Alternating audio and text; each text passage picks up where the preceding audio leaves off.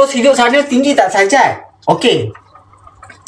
Kos hidup sini dia depend macam mana you punya lifestyle. Tapi kalau lifestyle you masih biasa, you family, okey je. Orang boleh hidup je sini tak ada life tinggi. Yang life tinggi tu kalau kau jenis hari-hari, setiap hari kau makan kunafa, setiap hari kau makan luar, tinggilah lifestyle. Tapi kalau kau masak, bawa bekal pergi kerja apa semua, tak tinggi dek. Tinggi ni bergantung pada kita. Kita buat dia, bukan dia buat kita. Jangan nak salahkan orang kalau kau belanja, kan? Kau belanja macam sakai. Kau jangan nak salahkan orang belanja tu belanja ni macam sakai. Kalau kau pandai jimat, jimatlah dia. Kalau kau tak pandai jimat, tak jimatlah dia. Jangan kau nak salahkan orang. Lifestyle ni tinggi lah.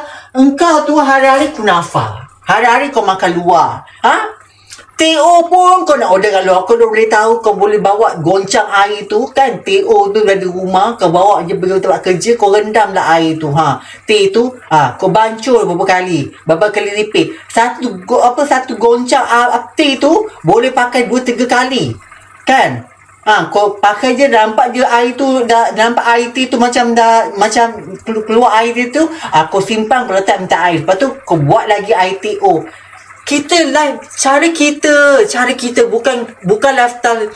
Kalau kau je ni, kalau minum air pun order kat luar, apa semua kat luar, macam mana?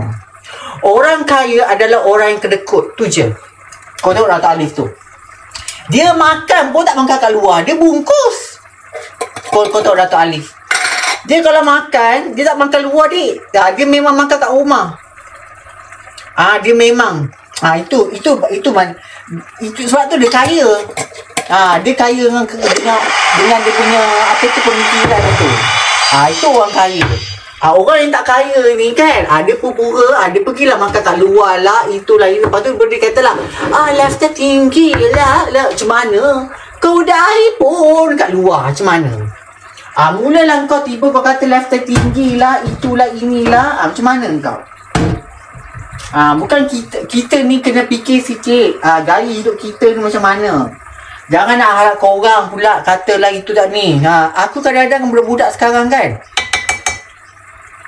kau tahu mak kau beli 3-in-1 kat rumah, kau bawa lah. Lepas tu kau bawa lah terpawai, kau bancur lah kat office, gunalah kowe ke apa ke kan.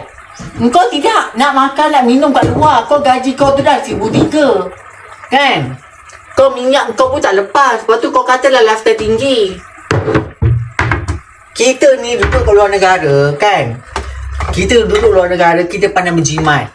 Jimat kita yang kita buat sendiri, bukan orang buatkan untuk kita. Lepas tu bila orang pakai ni, kau punyalah menggelupur. Katalah orang tu buat itulah, buat inilah. Aku ni berjimat aku ni sebab aku hidup seorang tau. Kadang makan tu, sajak makan, boleh makan untuk satu hari, makan satu bekas tu, boleh makan untuk 3 kali. Punyalah berjimat tu. Bukan berjimat sebab kita latih makan tu. Ni kau tidak. Sikit-sikit vendor. Setiap minggu vendor. Lepas tu kau jenuh lah, minta laki kau antara tinggi. Muka kau pun dah macam muka bekas bungkus terpawai vendor. Muka kau pun dah macam muka bekas terpawai kan. Hari ni kau nak pergi havoc lah, esok kau nak pergi makan tu lah, kau nak makan ais krim tingkat lah, kau nak makan itu lah. Muka kau pun dah macam bekas air dah aku tengok.